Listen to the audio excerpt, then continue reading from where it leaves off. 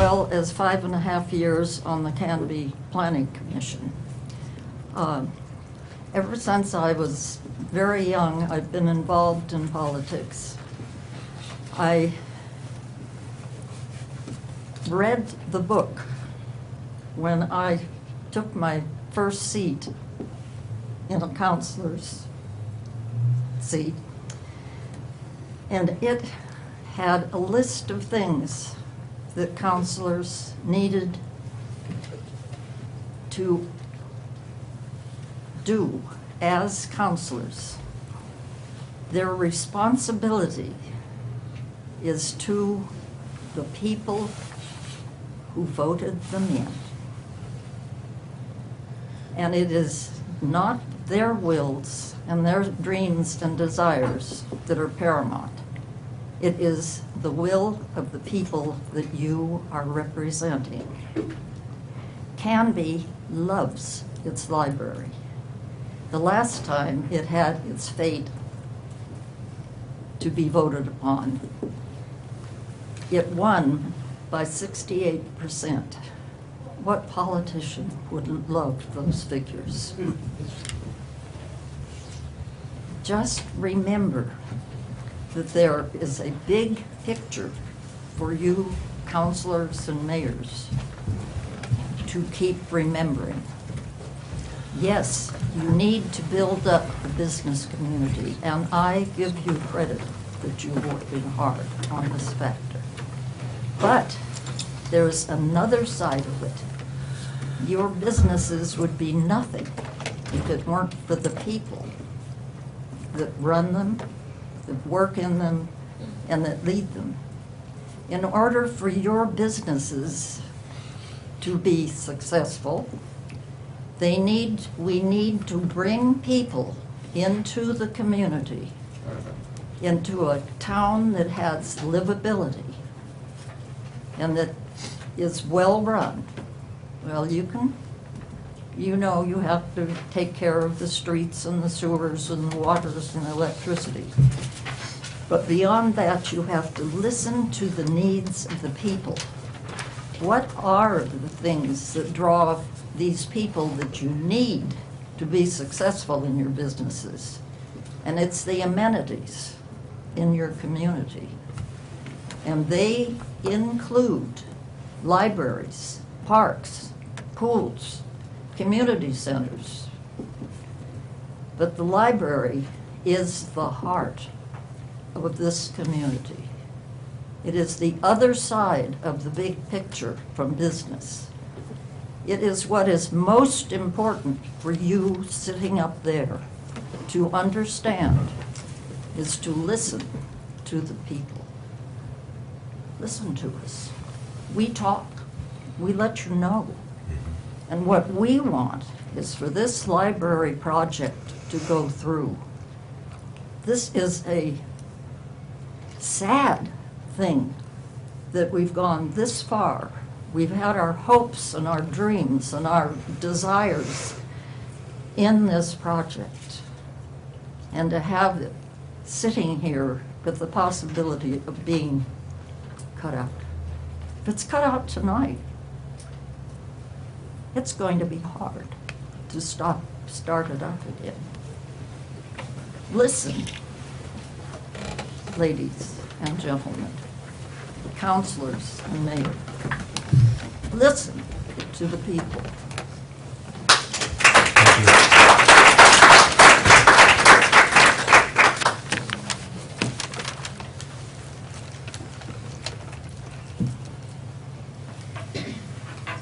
My name's Ruth Irons.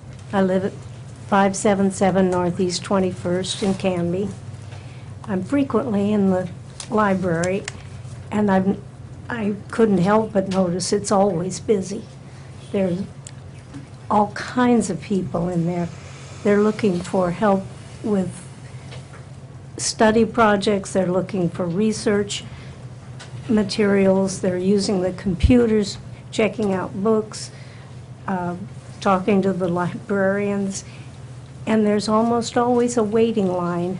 No matter what they're doing, there are other people waiting to do the same thing. We need more room, and we need it as soon as we can get it. I think putting this on hold just is going to cost us more money, and I doubt we will ever get another library, considering how close the vote was last time. Thank you.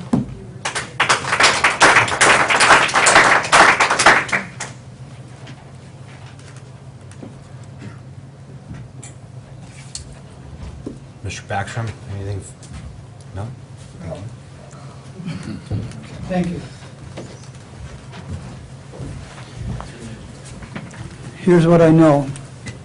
You'll be $500,000 short in revenue this year when you come to put the city budget together. That $500,000, roughly, you're short of that because you have to pay urban renewal bonds. Next year, it's going to be $600,000. In a few years, it's going to be $800,000. And at the end of the district, it's going to be $1,550,000. That's 7 years from now. So your $500,000 that you're short now is going to triple in 7 years, minimum. I ask you, are your revenues going to triple in 7 years? You have a lot of obligations to meet. That's the other side that a lot of the folks don't understand. This is not free. This costs a lot of money every single year. And it hasn't cost very much in the past because it now starts to geometrically increase. And it's going to get to be $1.5 million. And you have to struggle with that. You've got union raises to put up for, health costs, and all the things that Mr. Ryder mentioned. Those are real. And I ask you if you've already seen some indication of what your budget forms look like and how much revenue you're going to have and what your obligations are. How are you going to meet those? And are we looking at some future levies because you don't have enough money? What has to be cut? Remember, 2 years ago, you had to take money from the library budget. These folks are not happy. That was because of urban renewal debt, and that's increasing and increasing and increasing. So that's what the reality is. This is not about people who hate libraries. It's about people who are worried about the finances of our city, and I'm one of them. Thank you, sir. Thank you. I'm sort of in Well, Standing room only. you bet. Well, you might want to check with Miss Bitter because she's next. If you, okay. I'm Larry Castle. I have a business a block over on 3rd Avenue. I want to address some conservative values. And conservative can mean we don't want to spend anything or do anything, but that's not what I'm thinking of. We've spent a lot of money and effort on the project that's before us. It's not a conservative value to throw that away. And I differ from Councilor Ryder in terms of when to do this project.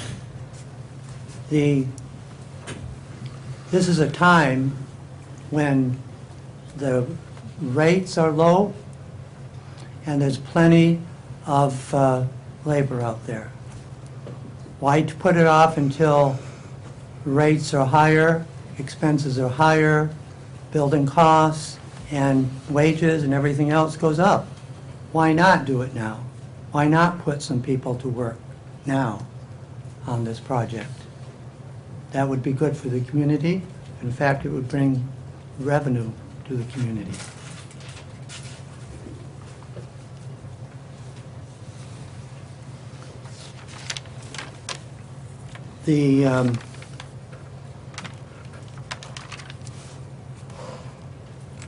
It was mentioned that there's going to be people disappointed and unhappy, people happy, no matter what's decided.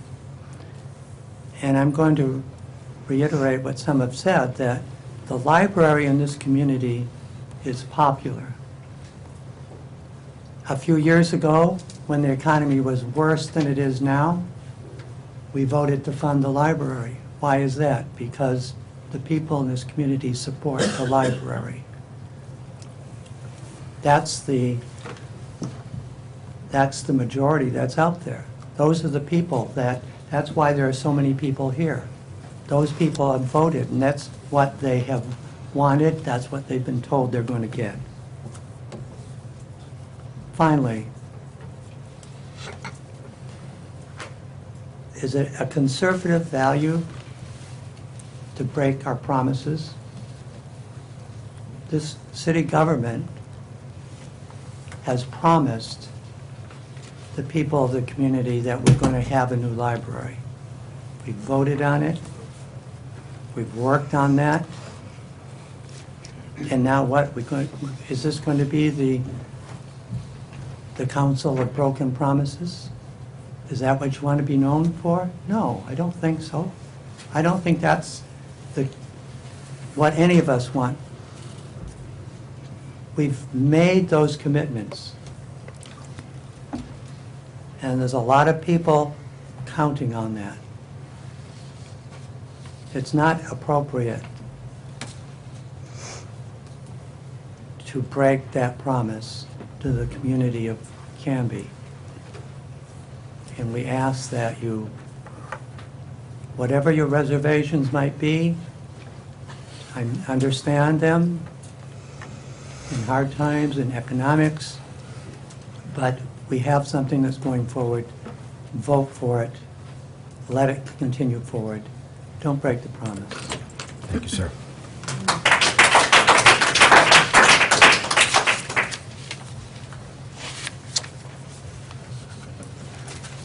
Good evening. I'm Susan Bitter. I live in Canby. I'm a little stunned at the process that's going on tonight. I believe that you've heard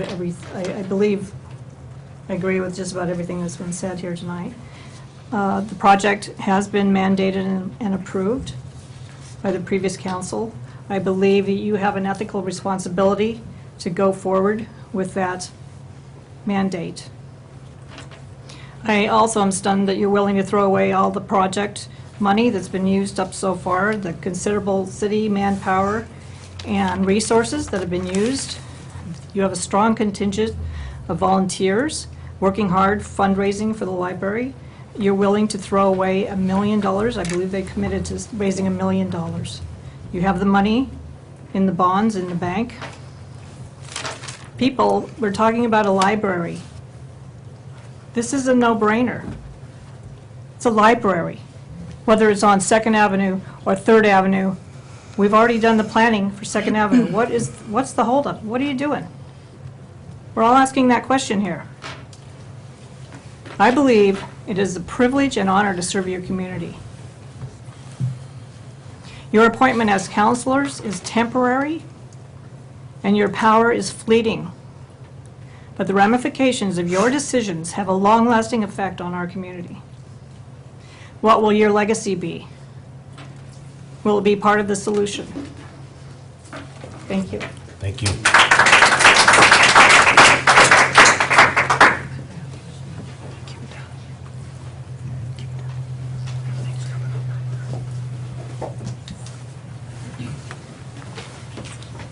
Good evening. My name is Joyce Ayers, and I'm a resident of the city of Canby and have been for the last 10-plus years. When we first moved here, I was very involved still with my business in West Lynn. I did a lot of stuff in West Lynn and in Clackamas County. My first impressions of Canby was a very sleepy little town, but a little town that my husband loved, that just happened to have the golf course that we belonged to. So we moved to Canby. My first trip to the Canby Library, I recall going home and saying, man, have you been in that place? It is so depressing. A library should be vital. It should show the life of the city that it's in, and by golly, right now, it does. Is that what you want for Canby? There's already been a lot of money spent in planning the new library. You already know that you've got the money sitting, the bonds have been sold, it's been directed. You already have heard all of the arguments from everybody here. I did a real nice job of writing out some notes today, and I'm not even looking at them. As an elected official, you have an obligation to do what is in the best interest of the entire community. When you spent urban renewal dollars on First Avenue, even though there was objections by many of the locals,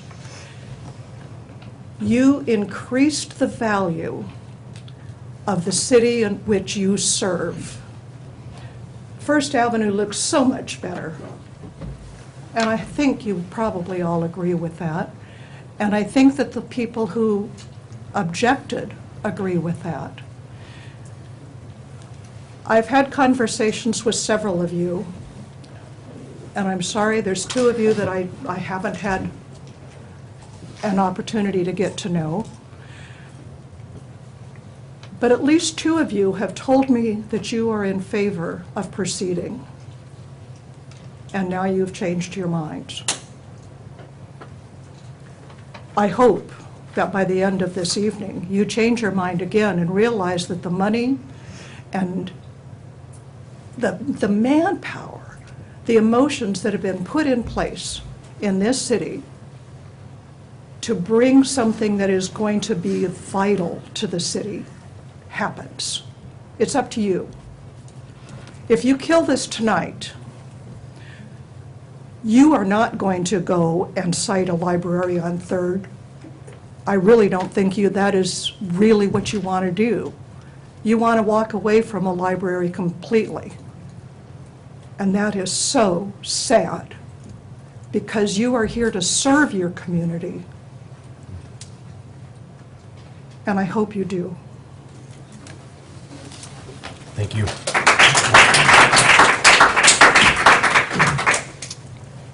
Anybody else stay on the row?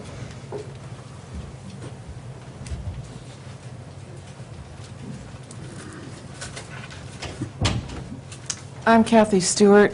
I moved to Canby in 2004, and I have been a longtime supporter of the library. Well, since I moved here, I volunteer in the bookstore, and I've helped with a lot of the book sales and other projects.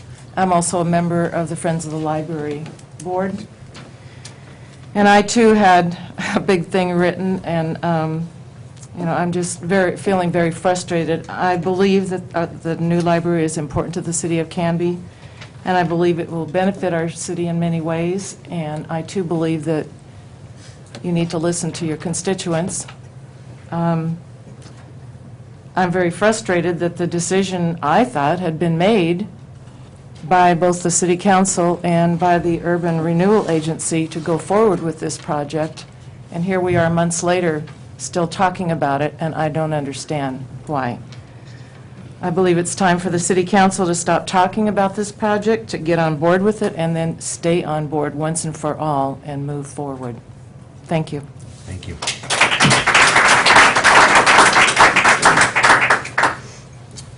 Next row? Anyone? No, I'll move over to Councilor Daniels, former Councilor Daniels. That's okay. Hello, sir. How are you? Good. In case you forgot. Forgot who you were. My name's Walt Daniels. I live at 687 North Ash Street, Canby. How many are familiar with this book? This is called Robert's Rules of Order. The years that I've been on the council, this was our Bible we operated under. If you were familiar with this book, you would find on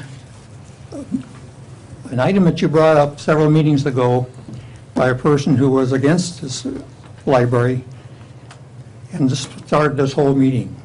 If we'd have followed Robert's rules that night, we wouldn't be here tonight. Because that would have to be, was decided by the previous council to go ahead on it. It was on 2 votes.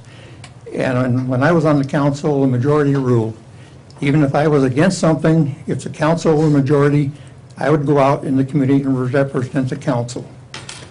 When I started on the council, we were talking about the Pioneer industrial park.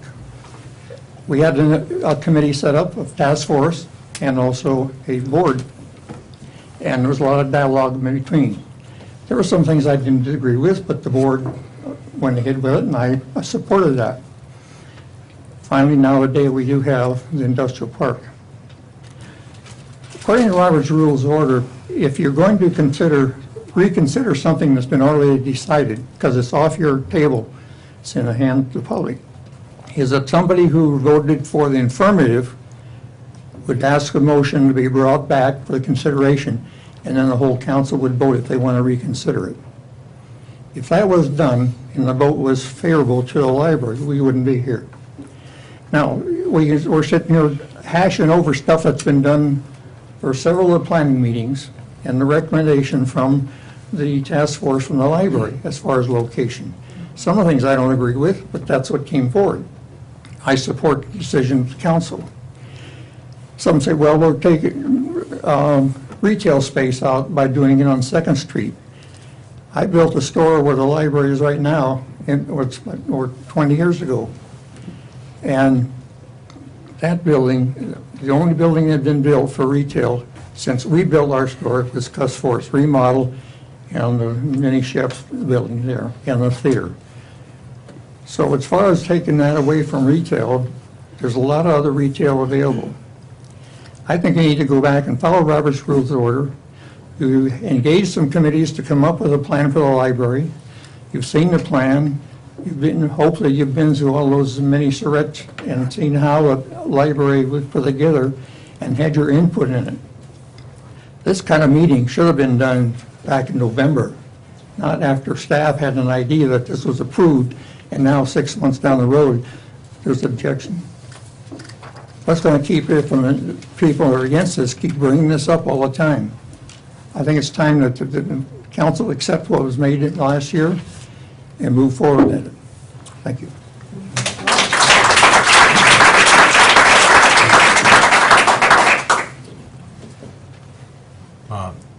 I guess we'll start with you there on the back row, Mr. O'Connor, or Mr. Olson, pardon me.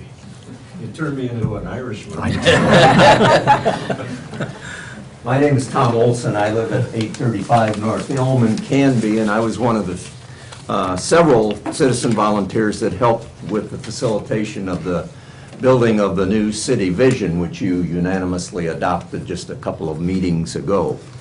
I think, simply put, the driving theme of that work that was done by citizens, about 800 hours of volunteer citizens' input, the driving theme for the vision was community renewal, periodic community renewal, building on positive, wise decisions already made.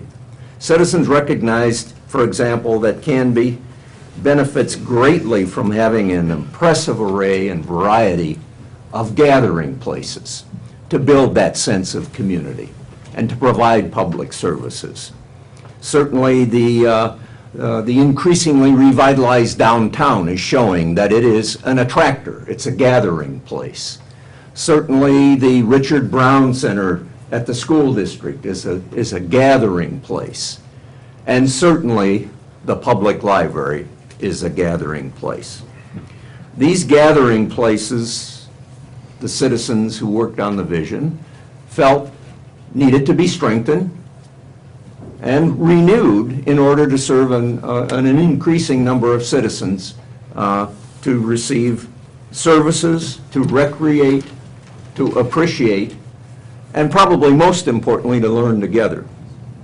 The City Council has already made a variety of wise decisions that will help this new vision come to fruition. The modernization of the downtown is an example. It's getting rave reviews, and it's attracting people.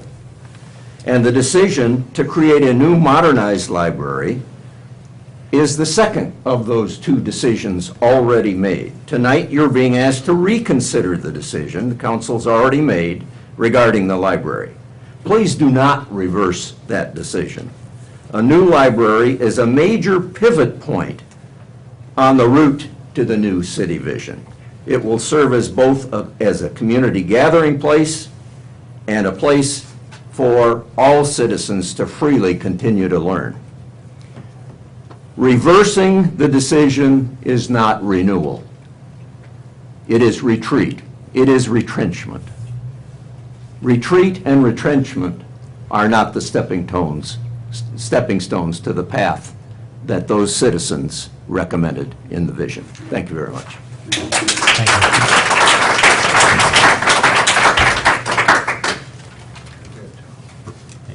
Sue?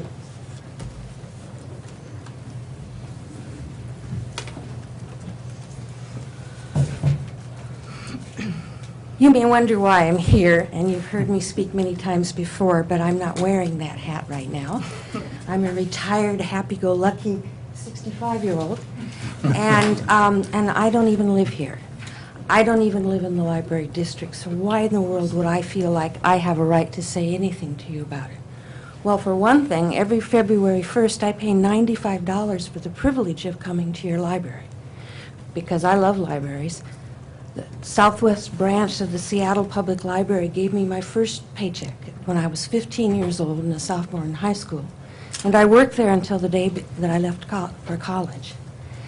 I love libraries, but what I actually want to talk about is something else. I'm not actually used to talking about myself, but I'm actually going to do it, and there's a purpose to it. There's been a lot of talk about water economic drivers, what brings people to Canby. Well, I don't live here. I live in Aurora. And Aurora is a wonderful town, except for the price of the water and sewer, which would just gobsmack you if you had to pay that much. But otherwise, it's a charming town. But it doesn't have the whole array of services. It's not a full-service town. You could buy antiques till the cows came home. And the Tab has better food than it used to. But there's not a whole lot else. So I have to go somewhere else. I have to get in my car, and I have to go somewhere else to do my all kinds of shopping. And I have choices. I can come here. I can go to Wilsonville. I can go to Woodburn. Of late, of the last several years, I've been coming here. And I thought, well, you know, I'm a widow, and I don't have a need to shop at Costco anymore. I don't buy that quantity. Am I really making a contribution here? Well, here's some of the stuff that I bought in the last 12 months.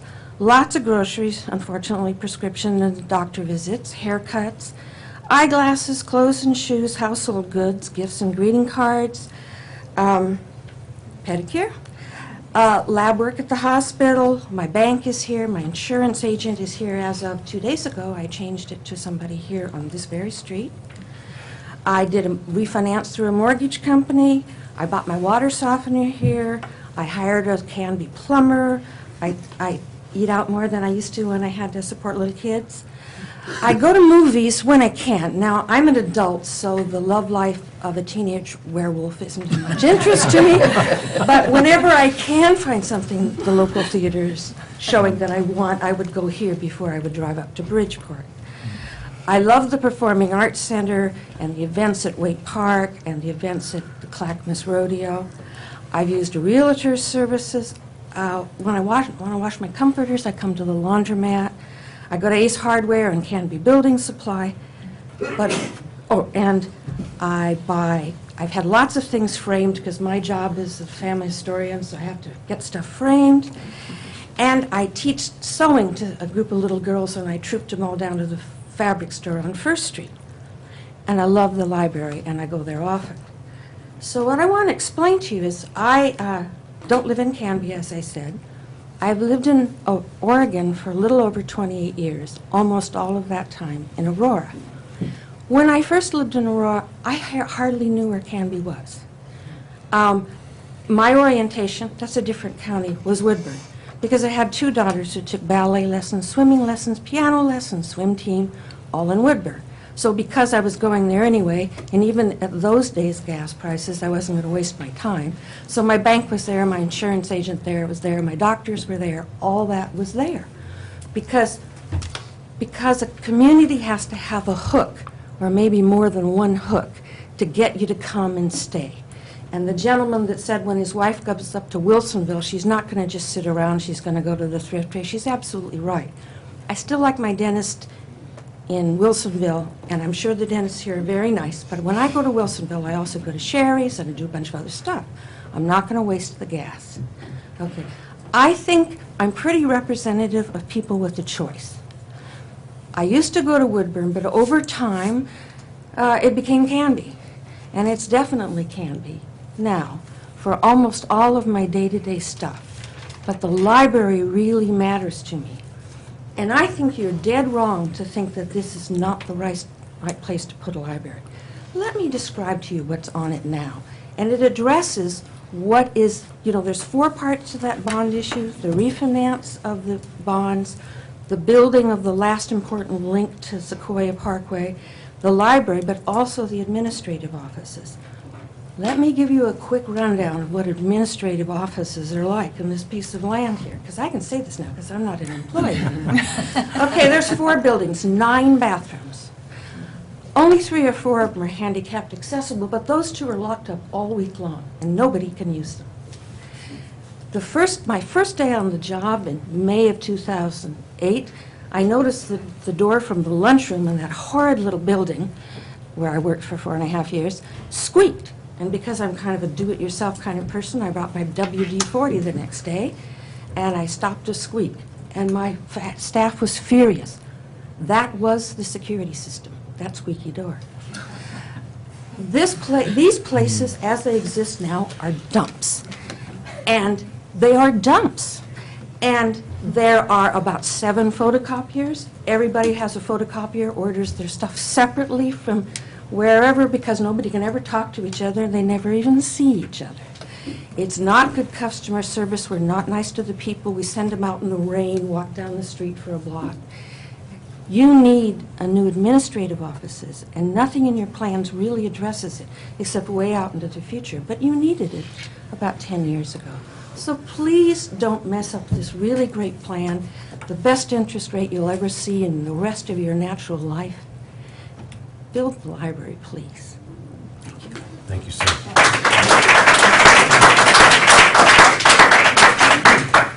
Anybody else there along the back? Ms. Boyce.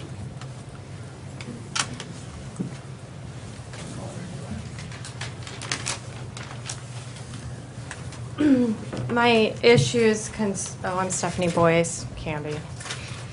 My issues from the beginning about the library has everything to do with what I feel is a misuse of urban renewal money. It has nothing to do with the library itself. Concerning urban renewal, local governments use it as a tool of first resort for assemblage of large-scale projects. However, the government's role is not to be a developer, but rather to facilitate conditions that are friendly to business. A $5.7 million library, which does not generate revenue, is being built on prime real estate where private businesses could be generating revenue and jobs. I believe the library to be a misuse of tax urban renewal funds, a misuse of $5.7 million worth or plus. But I want to end the night, if I am the last speaker that is, on a positive note because of all the doom and gloom. One, I believe it was discussed tonight that, let's say you voted this project down, that there could be other alternatives and options, as in a revamp to the old library. And that's a possibility. So I don't see a complete doomsday to this. And on another positive note, the library is going to be open tomorrow, and you'll be able to attend it for more days to come. And there will also be multiple other libraries in our schools that you will be able to use as well. Thank you. Thank you.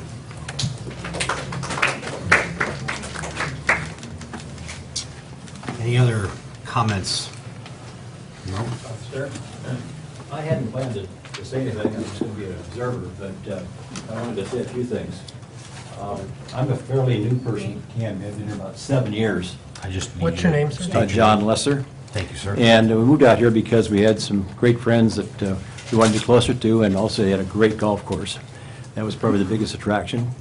As I moved out here, friends would say, "Do you like Canby?" I say, "I love Canby. It's a great town. There's only two things that bother me. One is the fact they don't have a theater, but fortunately the city fathers decided to put a theater in, and so we're happy now.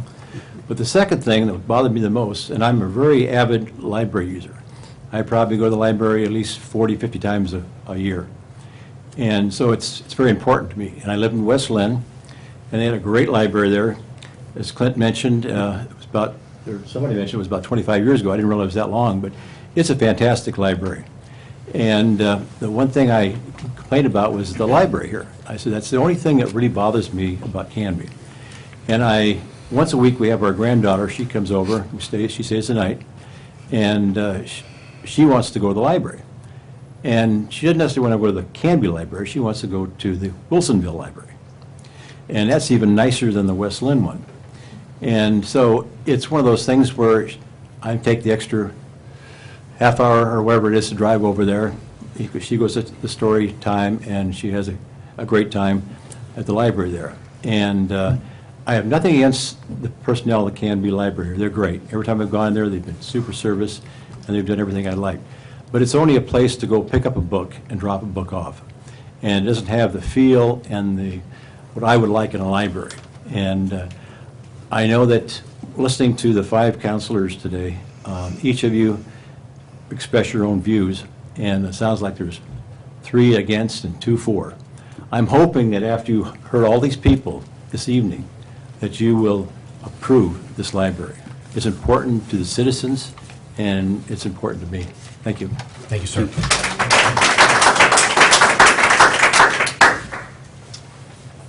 Any other comments from council at all? I'm sorry. I'm out here on the corner, okay? If I could just make one final comment. I have, and I know half the people in town will be happy about this, but I have a year and a half roughly left in this seat. And I made it clear the month I was elected that I was going to be a one-term counselor. And I may last the whole 4 years, but I'm not sure at this point. But we learned last week that if we do not move ahead with the plan as we have it today, that the money that we have, the bonds that we've already sold and the money's in the bank, can only be used for another activity that's on the urban renewal plan. And there aren't a lot left on that. But one of the things where I've written you a letter, not all of you are on the council when I did this, but urban renewal is like a venture capitalist. It's the public money that's used for investment to improve the community. In many cases, it's money that's invested in streets and infrastructure and facade improvements that increase the value of the private property. For example, we pay half of the facade improvement up to a $25,000 limit for the downtown business owners that want to paint their buildings or put brick facades up. So we're subsidizing those owners. We put in the infrastructure for the industrial park, which benefited the property owners, and it increased the value of the property from approximately $10,000 an acre to $250,000 per acre. In my opinion, the public, the venture capitalist in this case, needs a return on their investment. And the return on their investment is a library. It's a public facility for the citizens of the community. And we're shortchanging our community. We will never get the library built in the next year and a half that I may be here on 3rd Avenue. It isn't going to happen. You cannot accumulate the property.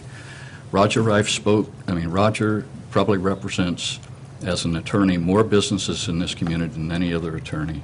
He's got so much experience in development with his clients, and that's basically what he's saying. The accumulation of land is going to be next to impossible or very expensive. So the only other use for the money is to redirect it to these other projects that will not have the payback for the community, for the citizens. And that's the saddest thing with the whole issue. the citizens are being shortchanged. I'm done.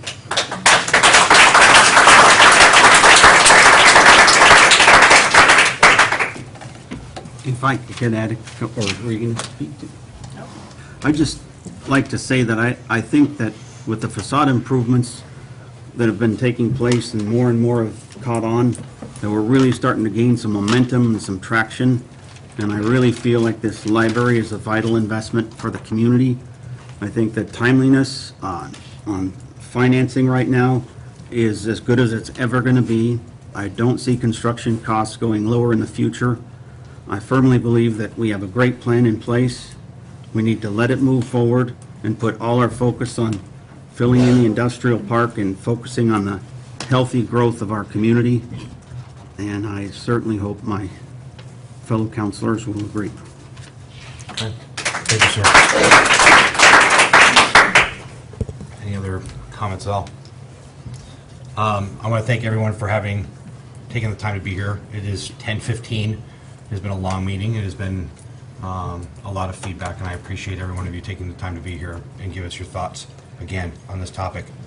I did open this conversation again because I felt there was information that changed where we were. When we're talking about the money that we're talking about for the acquisition of a piece of property, it's worth investigating and having a conversation. So with that, we have a motion on the table that was moved by Councilor Ayers. It has been seconded by Councilor Coleman. So if there is no more discussion. I'll call for the question, Mr. Mayor. Thank you, sir. Counselor Ayers? Yes. Counselor Hensley? No. Counselor Coleman? Yes. Counselor Dale? No. Counselor Ryder? No. Okay. So the motion to affirm what we have already done, to spend the bonds, et cetera, did not pass by a vote of 2-3, 2 for, 3 against. Okay. Other aspect of the conversation in efforts of keeping this moving forward is, so the other options now is to place the funds in escrow, try to move the project to a different location, or reallocate the funds to other urban renewal district projects. Is there a motion, comments? Mr. Mayor, I don't know that it's a motion necessarily at the moment. We've heard a lot of listen to the people. I think we've been doing that. There are a lot of people who are for the Second Avenue plan here, and I thank you all for coming out and giving us your thoughts on the issue. We've had just as many come to us at different times in opposition of this plan.